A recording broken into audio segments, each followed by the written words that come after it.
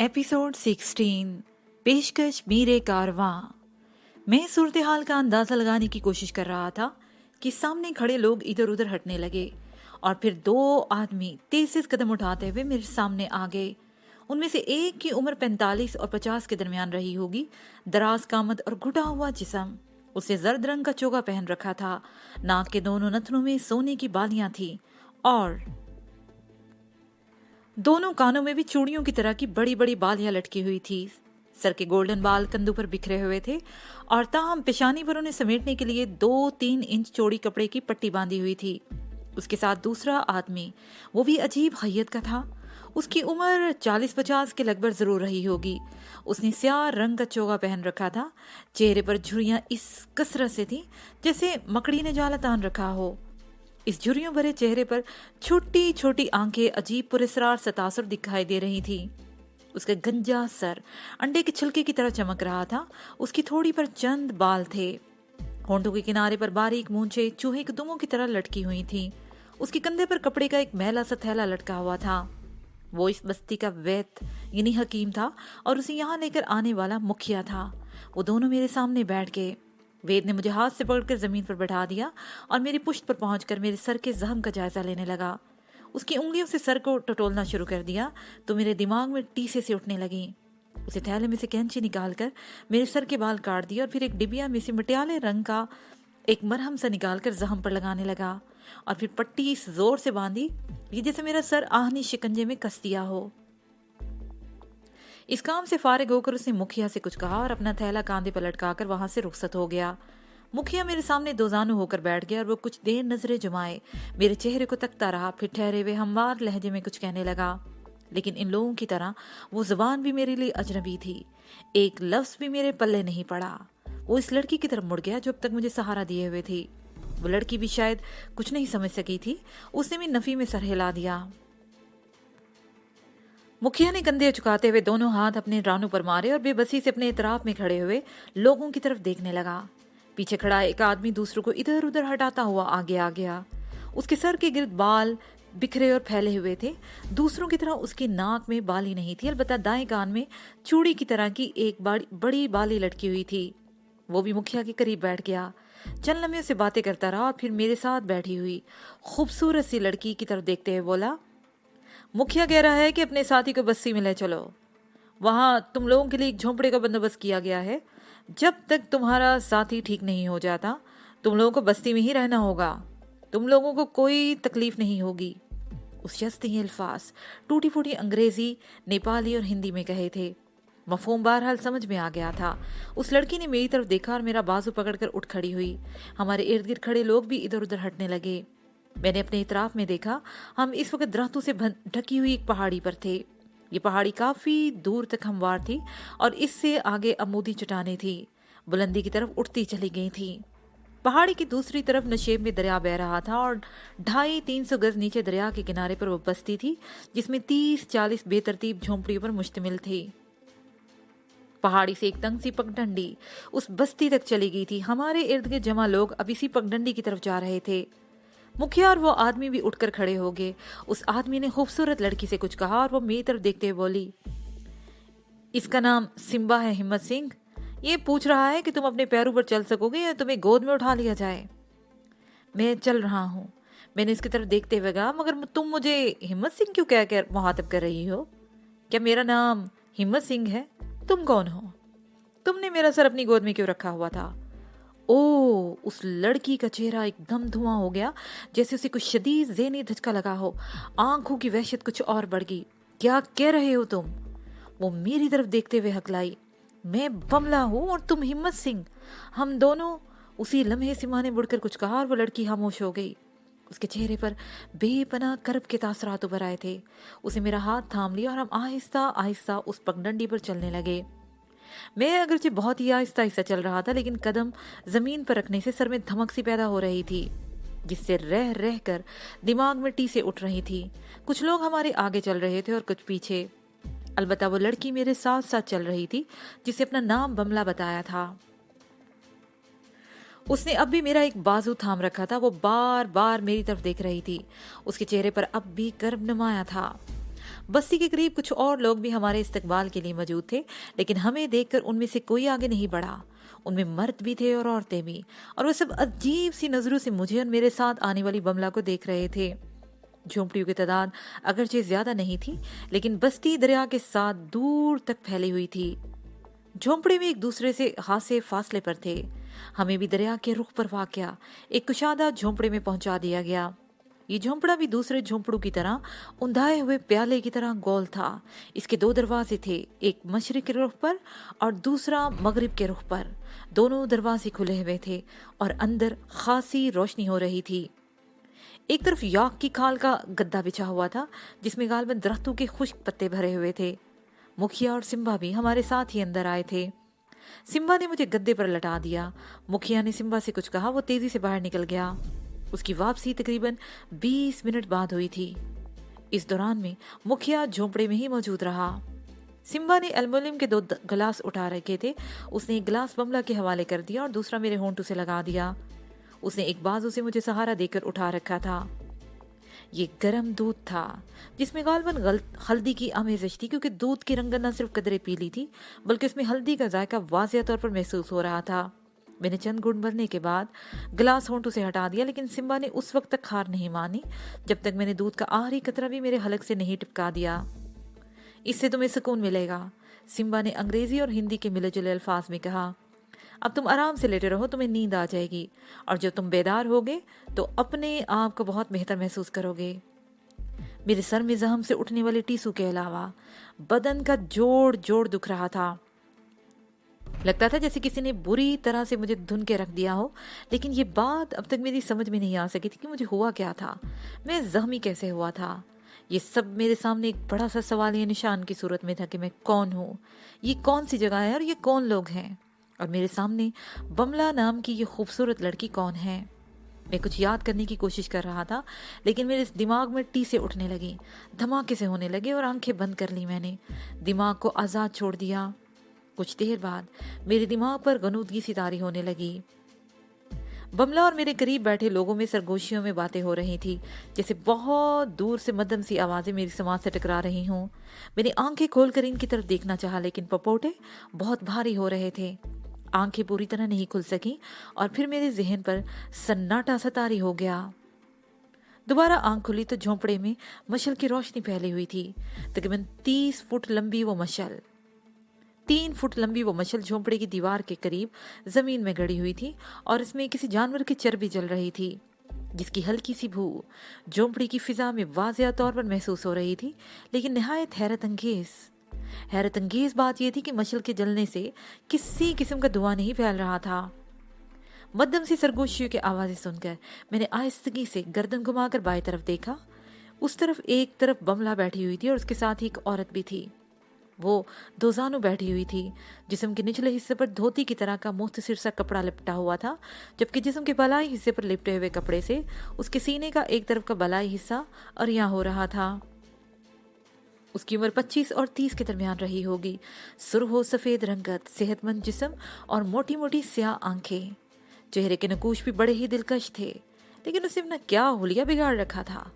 नाक के दोनों नथनों में उसने छोटी छोटी बालियां पहन रखी थी, और बाल इस तरह कटे हुए थे जैसे क्यारियां और खेतियां सी बन गई हों। उसके बाल अजीब से अंदाज में कटे हुए थे। अगर ढंग से कटे होते हैं और ढंग का लिबास पहन रखा होता तो यकीनन वो बहुत ज्यादा पुरकशिश हो सकती थी। मुझे होश में आते देखकर वो खामोशी से बाहर चली गई, और बमला अपनी जगह से उठकर मेरे करीब आ गई। अब कैसे हो हिम्मत सिंह? वो मेरा एक हाथ अपने हाथ में लेते हुए नरम से लहजे में बोली, क्या महसूस कर रहे हो? सर का दर्द कैसा है? तुम कौन हो? तुम्हें मुझसे इतनी हमदर्दी क्यों है? मैंने उसके चेहरे पर नजरें जमा दी। उसके चेहरे पर एक बार फिर कर्ब के तासरात उभर आए। मुझे पहचानो हिम्मत सिंह, मैं बमला हूँ। हम दोनों दोस्त हैं, और तुमने अपना नाम पहले भी बताया था। मैंने उसकी बात काट दी, लेकिन मैं तुम्हें नहीं जानता। ये कौन सी जगह है और ये कौन लोग हैं? मैं जख्मी कैसे हुआ था? मैंने एक ही सांस में कई सवाल कर डाले।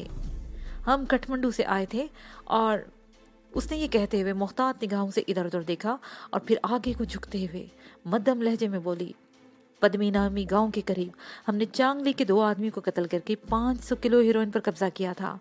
ये 1 रात पहले की बात है। हम रात भर पहाड़ों में सफर करते रहे और सुबह हमारी गाड़ी बहुत बुलंदी से यहाँ पर दरिया में जा गिरी थी। गाड़ी तो दरिया में गिर गई थी। गाड़ी दरिया में गिर गई थी? मेरे दिमाग को झटका सा लगा और मैं उलझी हुई नजरों से उसकी तरफ देखने लगा। हाँ, बमला ने कहा, गाड़ी का टायर फट गया था। तुम्हारे कहने पर मैंने गाड़ी से छलांग लगा दी थी। गाड़ी खड्ड में गिर गई थी और तुम भी कूद गए थे, लेकिन शायद तुम अपना तवाज़ुन बरकरार नहीं रख सके थे और गाड़ी के पीछे ही उस खतरनाक ढलान पर लुढ़कते चले गए।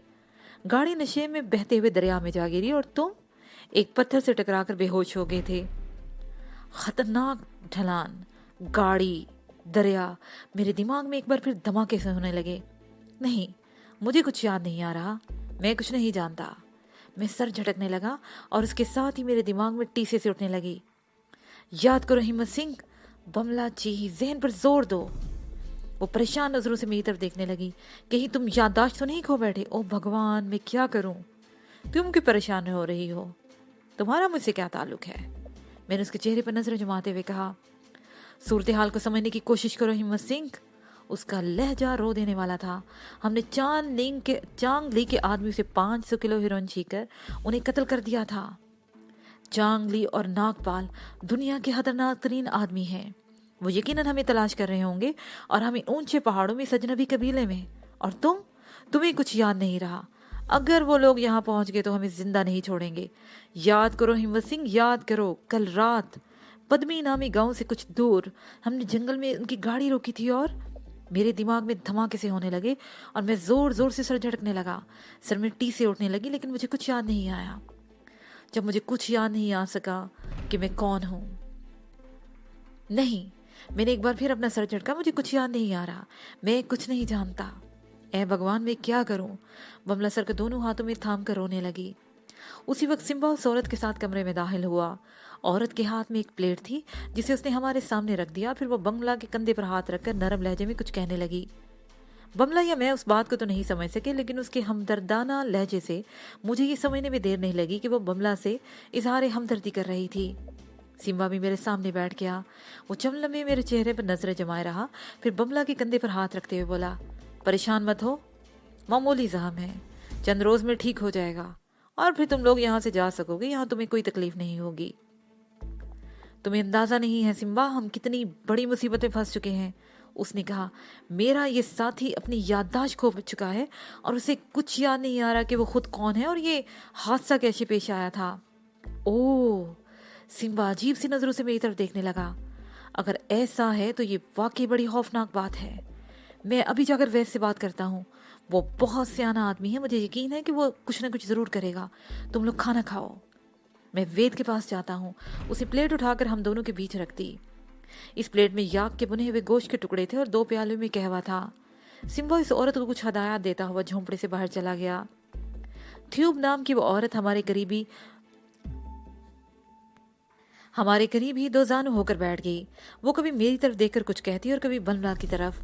फिर उसने कहवे की एक प्याली उठाकर बमला की तरफ बढ़ा दी। बमला ने उसके हाथ से प्याली ले ली। थ्यूब ने दूसरी प्याली मेरे हाथ में थमा दी। हम कहवे की चुस्कियों के साथ साथ याक का बुना हुआ गोश्त भी खाते रहे। गोश्त में हल्की सी महक थी। मैं तो बड़ी रगबत से खा रहा था, लेकिन बमला को शायद खाने से ज्यादा दिलचस्पी नहीं थी। साफ लग रहा था कि वो जबरदस्ती जहर मार कर रही है। प्लेट में गोश्त के एक दो छोटे टुकड़े बच गए। खाली प्यालियां हमने प्लेट में रख दी और थ्यूब प्लेट उठाकर झोंपड़े से बाहर चली गई। जानते हो ये कौन सी जगह है और ये कौन लोग हैं जिन्होंने हमें पनाह दी है? बमला ने मेरी तरफ देखते हुए कहा। नहीं, मैंने बेबसी से सर में हिला दिया। ये तारांग कबीला है जो पोंगारता के पहाड़ों में 16,000 फुट की बुलंदी पर आबाद है। बमला ने कहा। सिम्बा ने बताया था कि उनका कबीला सदियों से यहाँ आबाद है। ये लोग खेती बाड़ी करते और मवेशी पालते हैं। राई, जौ और कुछ चावल की फसल भी होती है। यहाँ की अफजाइशी नस्ल और उनकी आमदनी का एक अहम जरिया है। ये लोग इस जानवर का दूध भी इस्तेमाल करते हैं और गोश्त भी खाते हैं। सर्द तरीन मौसम में रहने वाला ये जानवर सवारी और बारबरदारी के काम भी आता है। साल में एक मरतबा ये लोग अपने मवेशी और राई बेचने के लिए करीबी शहरों की तरफ निकल जाते हैं, जहां इन्हें अपने माल की अच्छी कीमत मिल जाती है। ये कबीला मुख्तलिफ टुकड़ियों में बटा हुआ है और सदियों से इन्हीं पहाड़ों में आबाद है। ये अगरचे बुद्ध के पैरोकार हैं, लेकिन वक्त गुजरने के साथ साथ इनकी मजहबी रवायात में बड़ी तब्दीलियां आ चुकी हैं। बुद्ध का मजहब अब सिर्फ लेबल ही रह गया है, वरना इनका कोई धर्म नहीं है। इनके अपनी कुछ रवायात हैं।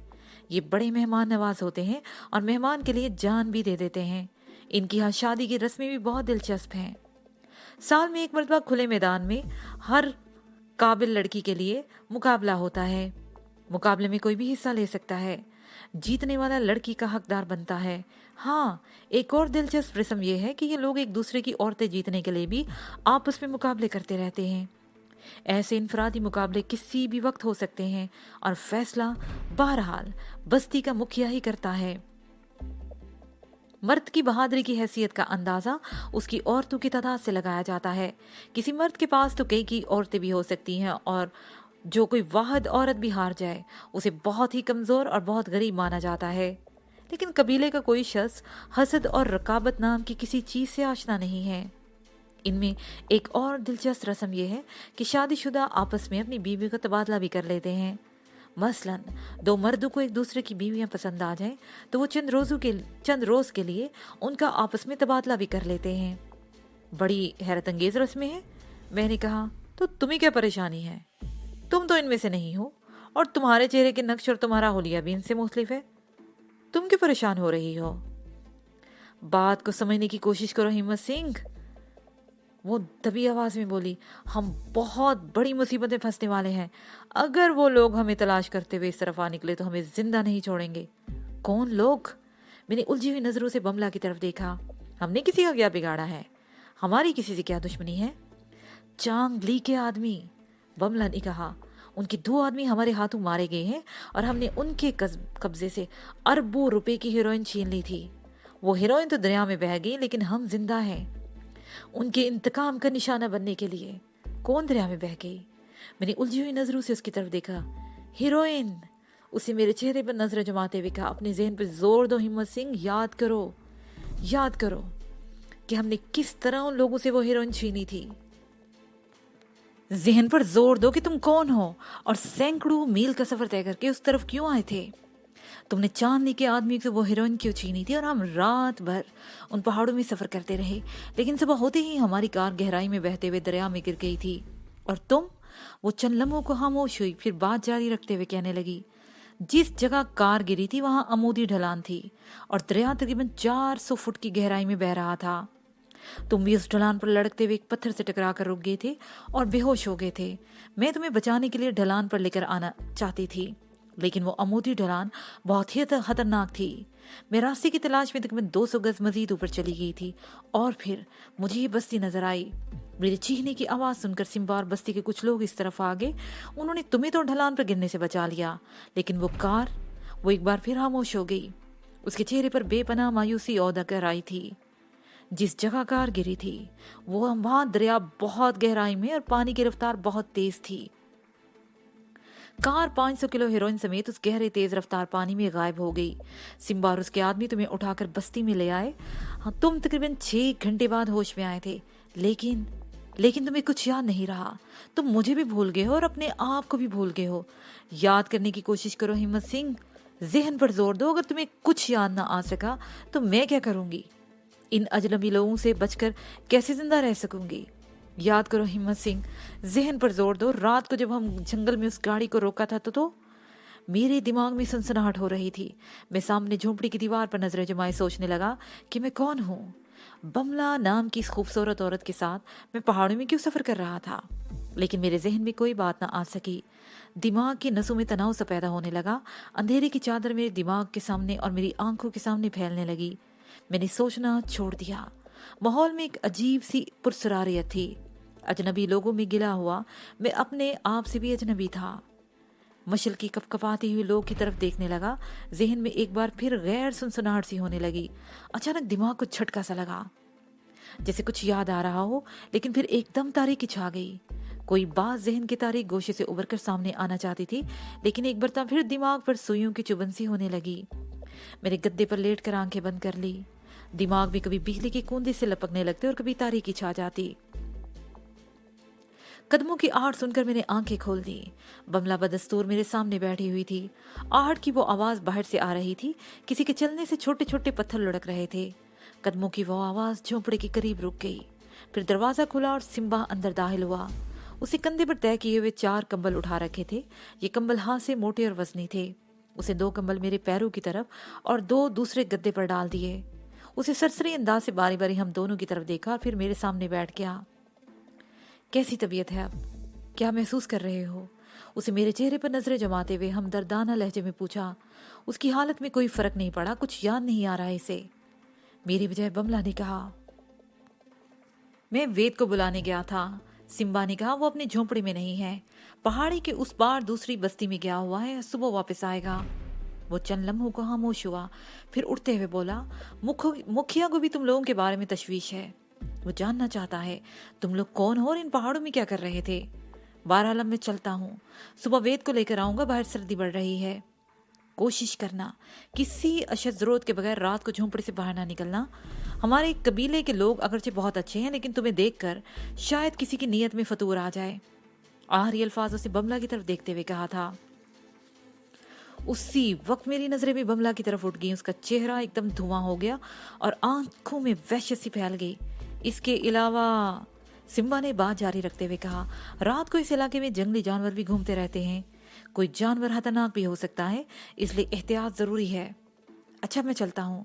सिम्बा जैसे ही बाहर निकला, बमला ने जल्दी से आगे बढ़कर दरवाजा बंद कर दिया। कुंडे के साथ चमड़े का एक बड़ा सा फीता भी लटका हुआ था। उसने वो फीता कुंडे में डालकर 2-3 बल देकर गिरा लगा दी। दूसरी तरफ का दरवाजा भी इसी तरह बंद किया और मेरे करीब आकर बैठ गई।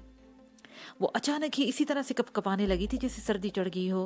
मैंने अपने पैरों की तरफ पड़े हुए दोनों कंबल खोल लिए और मेरे कुछ कहने से पहले ही बमला कंबल में घुस गई। उसका बदन वाज़ेह तौर पर कपकपा रहा था। मैंने बाकी 2 कंबल भी उठाकर उस पर डाल दिए। सिर्फ एक कंबल ऐसा था जो मैंने जुज़वी तौर पर ओढ़ रखा था। बमला का सर मेरे घुटने पर टिका हुआ था। वो चाकू की तरह दोहरी होकर कमलों में दुबकी हुई थी और फिर अचानक उसकी सिसकियों की आवाज सुनकर मैं चौंक गया। बमला रो रही थी, लेकिन मैंने उसे छेड़ना मुनासिब नहीं समझा। बमला रोते रोते सो गई। मैंने उस पर कंबल दुरुस्त कर दिया और खुद भी कंबल लपेटकर उसके करीब ही लेट गया। 3 फुट की बुलंदी तक झोंपड़ी की दीवार पत्थरों से बनाई गई थी और इससे ऊपर लकड़ियां खड़ी करके दरख्तों की खुश शाहों और झाड़ियों से दीवारें बनाई गई थीं। इन दीवारों पर अंदर और बाहर की तरफ याक की खाल डाल दी गई थी और इन खालों की वजह से ये झोंपड़े बारिश और हवा से महफूज हो गए थे। सिम्बा ने ठीक कहा था कि रात को सर्दी बढ़ जाएगी। झोंपड़े के दोनों दरवाजे अगरचे बंद थे, लेकिन उनमें कुछ झुर्रियां सी रह गई थीं, जिनसे हवा की आमद और रफ्त जा रही थी और इस हवा से झोंपड़े की फिजा खासी ठंडी हो रही थी। लगता था जैसे सरधाने में बैठे हुए हैं। बमला ने अगरचे 3 कंबल ओढ़े हुए थे, लेकिन वो इसी तरह सिमटी हुई थी कि घुटने पेट से लगे हुए थे और कभी कभी वो सोते में भी कपकपाने लगती। मैं झोंपड़ी की दीवार से टेक लगाने लगा और जैसे ही टेक लगाए बैठा, रात भर यही सोचता रहा कि मैं कौन हूँ, बमला कौन है और मैं उसके साथ इन पहाड़ों में सफर क्यों कर रहा हूँ। मेरे दिमाग में कभी सनसनाहट और कभी धमाके होने लगते, लेकिन मुझे कुछ याद नहीं आ रहा था। दिमाग में शदीद टीसे सी उठने लगती और मैं इनसे निजात हासिल करने के लिए जोर जोर से सर झटकने लगता। वो रात का आखिरी पहर था। हर तरफ गहरा सुकून था और सन्नाटा था। कमलों में दबकी हुई बमला के बहुत हल्के हराटों की आवाज मैं दूर तक लेटा सुन रहा था, लेकिन अचानक एक आवाज सुनकर मैं चौंक गया। यूं लगता था जैसे चंद छोटे पत्थर किसी के पैरों से टकरा कर लुढ़के हों। उसके बाद तो जैसे एकदम से सन्नाटा छा गया। मैं संभल कर बैठ गया और किसी किस्म की आवाज सुनने की कोशिश करने लगा। 2-3 मिनट गुजर गए और सन्नाटे में ऐसी आवाज दोबारा सुनाई दी। बिल्कुल यूं लगा जैसे जमीन पर बिखरते हुए छोटे छोटे पत्थरों पर कोई शख्स बहुत एहतियात से चलने की कोशिश कर रहा हो। मैं सांस रोके बैठा रहा। वो आवाज झोंपड़ी के मशरकी दरवाजे के करीब रुक गई। एक बार फिर खामोशी छा गई और इस मर्तबा मुझे चौंक जाना पड़ा। झोंपड़ी के दरवाजा कोई बहुत आहिस्तगी से हरकत कर रहा था। दरवाजे के तख्ते से तकरीबन 1 इंच का हला था। मेरा ख्याल था बाहर कोई दरवाजे के करीब आकर बैठ गया है, लेकिन दूसरे ही लम्हे इंसानी उंगलियां दरवाजे के उस हला में दाखिल होते देख मेरे पूरे जिस्म में सनसनी की एक लहर सी दौड़ गई। बाहर कोई जानवर नहीं, इंसान था। जो 2 उंगलियां दरवाजे के हला में दाखिल होकर चमड़ी का फीता खोलने की कोशिश कर रहा था। मेरा हाथ गैर इरादी तौर पर अपनी सीधी पिंडली पहुंच गया और उसके साथ ही मेरे दिमाग में धमाका सा और सनसनाहट सी होने लगी, जैसे तेज आंधियां सी चल रही हो। मेरे लाशौर से कोई बात उभर कर सामने आना चाहती थी, लेकिन दिमाग में सुइयों की चुभन सी महसूस होने लगी। मैंने आंखें बंद कर ली। मेरे हाथ की उंगलियां पिंडली को टटोल रही थी और फिर मैं एक झटके से सीधा होकर बैठ गया और आंखें खोल दी। मेरी नजरें दरवाजे की तरफ उठ गईं। वो दोनों इंसानी उंगलियां अब भी दरवाजे के चमड़े का फीता खोलने की कोशिश कर रही थी। अरे कौन है? बाहर कौन है? मैं एक झटके से उठकर दरवाजे के करीब पहुंच गया। मैंने इन दोनों उंगलियों को पकड़ने की कोशिश की, लेकिन वो हाथ पीछे हट गया और फिर ऐसी आवाज आई जैसे कोई पत्थरों पर दौड़ता हुआ दूर चला गया हो। चंद लम्हों बाद फिर से सन्नाटा छा गया। बमला मेरी आवाज से जाग गई थी। क्या हुआ हिम्मत सिंह, कौन है? उसे वहशतज़दा नजरों से मेरी तरफ देखते हुए कहा। पता नहीं कौन था, हाथ अंदर डालकर दरवाजा खोलने की कोशिश कर रहा था। मैंने जवाब दिया। बमला के चेहरे पर खौफ के साए रक्स करने लगे। वो एक झटके से उठकर मेरे करीब आ गई। उसे दरवाजे पर चमड़े की फीते को मजीद गिरह लगा दी और मेरा हाथ पकड़कर दोबारा गद्दे पर आकर बैठ गई। वो सर्दी और खौफ से कांप रही थी। वो मेरे साथ जुड़कर बैठ गई और तमाम कंबल ऊपर डाल लिए। कोई जानवर होगा, वो मेरी तरफ देखते हुए बोली। सिम्बा ने खबरदार कर दिया था कि रात को जंगली जानवर इस तरफ फिरते रहते हैं। जानवर नहीं, कोई इंसान था, मैंने जवाब दिया। वो हाथ अंदर डालकर दरवाजे का फीता खोलने की कोशिश कर रहा था। इस कबीले को लोग बज़ाहिर बहुत शरीफ लगते हैं, लेकिन किसी का भरोसा नहीं किया जा सकता। मुझे तो बहुत डर लग रहा है, बमला ने कहा। तुम कुछ याद करने की कोशिश करो हिम्मत सिंह। मैंने अभी तक इन्हें तुम्हारे और अपने बारे में कुछ नहीं बताया। ये लोग हमें टूरिस्ट समझ रहे हैं जो भटक कर इस तरफ निकल आए हैं। अगर इन्हें हमारी असलियत का पता चल गया तो न जाने हमारे साथ क्या सलूक करेंगे। किसी मुहज्जब आबादी से सैकड़ों मील दूर अजनबी लोगों में घिरे हुए हम लोग कुछ भी नहीं इन लोगों को कह सकेंगे। अपनी याददाश्त को वापस लाने की कोशिश करो। हमें जल्द अज जल्द यहाँ से निकलना होगा। मुझे कुछ याद नहीं आ रहा, मैंने बेबसी से सर झटक दिया। बमला ने मुझसे लिपट कर सिसकियां भरने लगी। मैं उसे अपने से अलग करने की बजाय उसका कंधा थपथपाने लगा। तुम्हें याद करना होगा हिम्मत सिंह। उसे सर उठाकर मेरी तरफ देखा। उसकी आंखों में आंसू चमक रहे थे। मैंने इसकी बात का कोई जवाब नहीं दे सका। मेरे पास उसकी बात का कोई जवाब था ही नहीं। रात का आखिरी पहर भी बीत रहा था। बमला कभी ऊँघने लगती और कभी मेरे साथ लिपटकर सिसकियां भरने लगती। बाहर बातों और चलने फिरने की आवाजें सुनाई देने लगी तो बमला भी उठकर दरवाजे के करीब पहुंच गई। पहले उसने दरवाजे की झुर्री से जांग लगाकर देखा, फिर चरमी फीते को गिरह खोलकर दरवाजा खोल दिया। हवा का एक यकबस्ता झोंका झोंपड़े में दाखिल हो गया और मैं एक लम्हे को कपकपा उठा। दिन की रोशनी फैल चुकी थी। मशरकी पहाड़ों की बर्फपोश चोटियों पर सुर्खी फैल रही थी। फिर सूरज निकल आया और धूप की वो किरणें झोंपड़े के खुले हुए दरवाजे से अंदर तक फैलने लगी। बमला एक कंबल लपेटकर दरवाजे के सामने धूप में बैठ गई। मैं भी दरवाजे से बाहर देखने लगा। बस्ती के लोग बेदार हो चुके थे। बस्ती में इधर उधर लोगों की आमदोरफ्त शुरू हो गई। थोड़ी ही देर के बाद थ्यूब हमारे झोंपड़े में आ गई। उसने वही रात वाला मुख्तसर सा लिबास पहन रखा था, घुटनों से ऊपर धोती की तरह लिपटी हुई चादर जिसके एक तरफ ऊपर तक चाक था और जिस्म के बालाई हिस्से पर भी इस पर भी मुख्तसर लिबास था। इस वक्त मैंने पहले ही मर्तबा तवज्जो से उसकी तरफ देखा। वो बहुत ही जानदार औरत थी। थ्यूब ने मुस्कुराकर पहले बमला की तरफ देखा, फिर मेरी तरफ देखते हुए कुछ कहा। अल्फाज तो मेरी समझ में नहीं आए, लेकिन मफ़हूम वाज़ेह हो गया। वो यकीनन मेरी हैरियत दरियाफ्त कर रही थी। जवाब में मैंने महज मुस्कुराने पर ही इक्तफा किया। थ्यूब ने बमला को इशारा किया और बमला उठकर उसके साथ चल पड़ी। झोंपड़े के खुले हुए दरवाजे से वो कुछ दूर तक मुझे नजर आती रही, फिर एक तरफ मुड़कर मेरी निगाहों से ओझल हो गई।